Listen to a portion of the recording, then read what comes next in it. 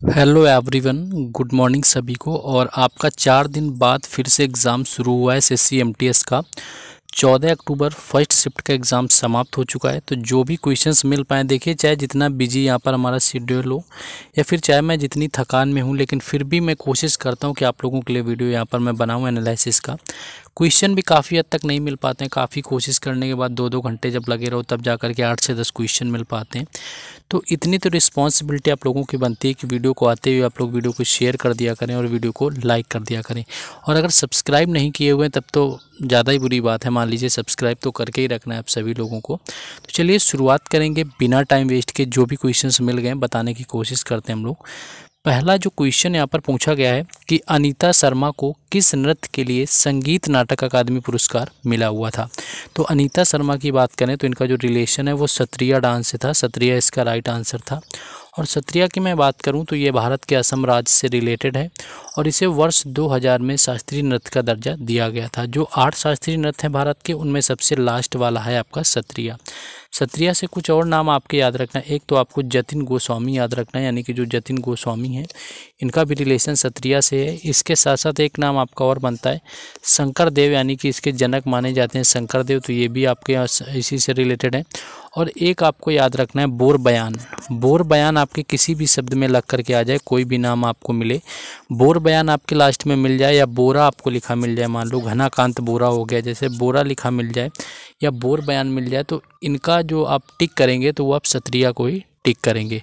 चलिए शुरू करते हैं आगे क्वेश्चन को। अगला आगे बढ़ेंगे, लेकिन उससे पहले बता दें कि जिन लोगों का टेक्स्ट बुक का पास प्रो समाप्त हो चुका है या फिर आगे होने वाला है, तो आप लोग अभी से इसको परचेज़ कर सकते हैं, क्योंकि सिलेक्शन जो आपका सीजन का नाम का सेल चल रहा है, जो कि आज और कल रहने वाला है 14 और 15 अक्टूबर में।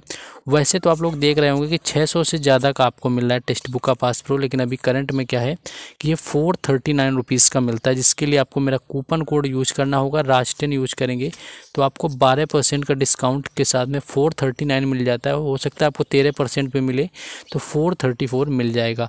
तो किसी भी एग्ज़ाम की तैयारी करते हैं, railway, banking, SSC, police, defence, कोई भी आपका सेक्टर हो, मॉक टेस्ट लगाना हर एग्ज़ाम के लिए ज़रूरी है, क्योंकि हर कोई लगाता है और मोस्टली टेक्स्ट बुक के ही लगाते हैं, क्योंकि 28 लाख से ज़्यादा एक्टिव यूजर इसके अंदर आपके इन्वॉल्व हैं।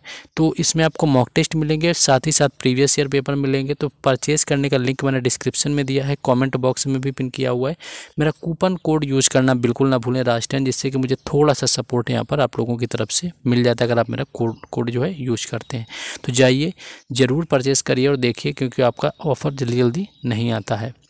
नेक्स्ट है कि हरिशेण आचार्य की कौन सी पुस्तक इन्होंने लिखी हुई है। तो वृहद कथा कोश इसका राइट आंसर था, यानी जो वृहद कथा कोश है ये लिखी गई है हरिशेण आचार्य के ऊपर, ये आपको याद रखना है। आपका हरिशेण केवल पूछा जाए तो हर्षचरित पूछा जाए तो वो आपकी हरिशेण की हो जाएगी। इस तरह से कुछ लोगों की आपको याद रखनी है। और अष्ट अध्यायी की मैं बात करूँ, एक अष्ट अध्याय भी कई बार पूछी जाती है। तो अष्ट अध्याय जो होती है ये आपकी पाणिनि ने लिखी हुई है, इसको भी याद रखना है। तो ये जो कुछ बुक्स हैं आपको याद रखनी है जो आपकी हिस्ट्री से रिलेटेड बुक हैं, जैसे कि इंडिका बुक आपको याद रख लेनी। इंडिका बुक किसकी है, तो इंडिका बुक लिखी हुई है मेगास्थनीज के द्वारा। और मेगास्थनीज जो है वो मौर्य साम्राज्य के जो फाउंडर थे चंद्रगुप्त मौर्य, उनके दरबार में रहता था, तो उसने इंडिका नामक पुस्तक लिखी हुई है, तो इसको भी यहाँ पर याद रखेंगे। नेक्स्ट आगे है क्वेश्चन। नेक्स्ट है कि सोनल मान सिंह किस नृत्य से संबंधित हैं। 10 बार का रिपीटेड क्वेश्चन पूछा गया है। एक तो आपका इनसे रिलेटेड आपका हो जाएगा भरतनाट्यम। मान लीजिए अगर आपको भरतनाट्यम नहीं दिया होगा तो फिर आपको दिया होगा ओडिसी। तो ये भरतनाट्यम हो गया, ओडिसी हो गया, ये दोनों ही देते हैं। भरतनाट्यम सभी को पता है तमिलनाडु का, और ओडिसी से तो पता ही चल रहा है कि ये आपका उड़ीसा से है। इन दोनों से ही रिलेशन है यहाँ पर सोनल मान सिंह का। 1992 के अंदर इनको पद्म भूषण मिला, ये चीज़ याद रखना अगर इनके अवार्ड पूछेंगे। 1992 में पद्म भूषण मिला और 2003 के अंदर पद्म विभूषण मिला हुआ, ये चीज़ भी याद रखना है। और एक क्वेश्चन ये बनता है कि सबसे कम उम्र में पद्म पुरस्कार प्राप्त करने वाली महिला नृत्यांगना कौन है। तो उसमें भी सोनल मान सिंह का ही नाम आता है, जो कि सबसे कम उम्र में जिनको पद्म पुरस्कार मिला। तो इतने फैक्ट आपको याद रखने। देखिए इन क्वेश्चंस का PDF हम आपको टेलीग्राम चैनल और व्हाट्सएप ग्रुप पर देते हैं, जिनके लिंक आपको डिस्क्रिप्शन में दिए गए हैं, तो जा कर के आप लोग जुड़ सकते हैं। नेक्स्ट है कि भाव जो आपका है भावनाथ का मेला कहाँ पर लगता है। तो गुजरात इसका राइट आंसर हो जाएगा, यानी कि भावनाथ का मेला गुजरात में लगता है। नदी पूछ ले, किस नदी के किनारे लगता है, तो ये सुवर्ण रेखा जो नदी है उसके किनारे लगता है भावनाथ का मेला आपका जूनागढ़ पहाड़ी के पास में, तो ये याद रखना है। और मेलों से क्वेश्चन बनते हैं और मैंने एक वीडियो में आपको मेले करवा भी रखे हैं, उसमें कि एक आपको माधवपुर मेला जैसे काफ़ी पूछा जाता है। माधवपुर मेला की बात करें तो ये आपका पोरबंदर में लगता है, और पोरबंदर भी कहाँ पर है, आपका गुजरात में है, तो पोरबंदर का आपको याद रखना है। माधवपुर मेला कई बार पूछा जाता है। दूसरी चीज़ आपका सोनपुर का मेला याद रखना है। सोनपुर का जो मेला है ये आपके बिहार के अंदर लगता है।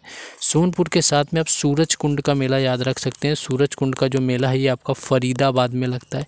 तो ये आपको मेलों से रिलेटेड देख लेना है, मैंने एक वीडियो भी इसके ऊपर किया हुआ है, आप देखेंगे तो चैनल पर ज़रूर मिल जाएगा। नेक्स्ट आते हैं हम लोग अगले क्वेश्चन पर। नेक्स्ट क्वेश्चन है आपका कि महानंदी नदी जो है, महानंदा कहाँ से निकलती है।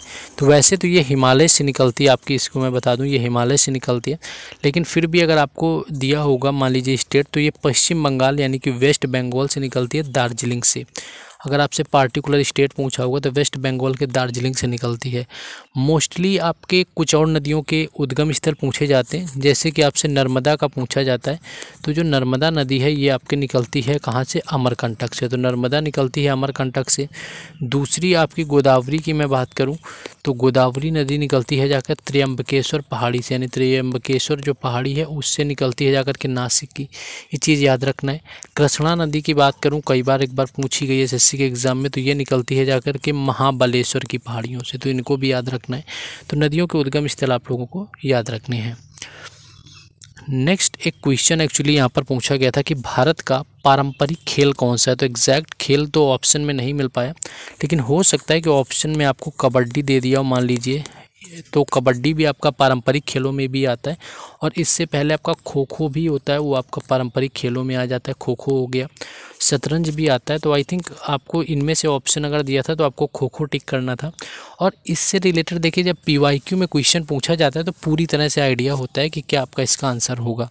CHSL आपका जब 2021 का एग्ज़ाम हुआ था तो उसमें क्वेश्चन आपका पूछा गया था, आपको एक फ़ोटो बना के दे दी गई थी इस तरह से, और इसमें पूछा था ये खेल कौन सा है, तो वो ये कौन सा आपका पारंपरिक खेल है। तो वो आपका जो पारंपरिक खेल था वो था आपका मलखंब। तो ये मलखंब था, वो पूछा गया था, तो मलखंब भी आपको दे सकते हैं, तो मलखंब दिया होगा तो आप लोगों को वही टिक करना है। दूसरा हम लोग आगे देखेंगे। नेक्स्ट एक पूछा गया आपका कि मोपला जो विद्रोह है वो किस राज्य में हुआ है। तो केरल इसका राइट आंसर हो जाएगा। जो आपका मोपला विद्रोह हुआ केरल में हुआ। कई बार पूछा जाता है, अभी राज्य पूछा गया, वैसे आपका पूछते हैं किस वर्ष हुआ था। तो अगर आपसे टाइम पीरियड पूछे तो 1921 यानी कि 1921 में आपका जो है मोपला विद्रोह हुआ था मालाबार तट में केरल के। तो राज्य आपका केरल हो जाएगा, वर्ष पूछेगा तो आपका 1921 हो जाएगा। नेक्स्ट क्वेश्चन एक आपका यहाँ पर पूछा गया कि किस न्यूनतम उम्र में व्यक्ति को साक्षर माना जाता है। देखिए साक्षरता की मैं बात करूं कि यानी कि जब आपका साक्षरता मान लीजिए किसी देश की देखी जाती है कि साक्षरता कितनी, जैसे कि हमारे भारत की है 74.04% है, जो कि आपकी 2011 की जनगणना के अनुसार। तो इसमें 7 वर्ष की जो आयु होती है, यानी कि 7 वर्ष का अगर बच्चा है वो पढ़ना लिखना जानता है तो उसको साक्षर मानते हैं। तो जो साक्षरता की गणना होती है वो 7 वर्ष से काउंट करी जाती है। और सबसे ज़्यादा आपको पता ही है कि सबसे ज़्यादा जो साक्षरता है वो कहाँ की है, तो वो आपकी केरल की है। तो ये चीज़ आपको याद रखना है, तो इसको आप लोग यहाँ पर याद रख सकते हैं। नेक्स्ट हम लोग आगे बढ़ेंगे। साक्षरता का यही क्वेश्चन आपका पूछा गया था। नेक्स्ट हम लोग अगला क्वेश्चन देखेंगे।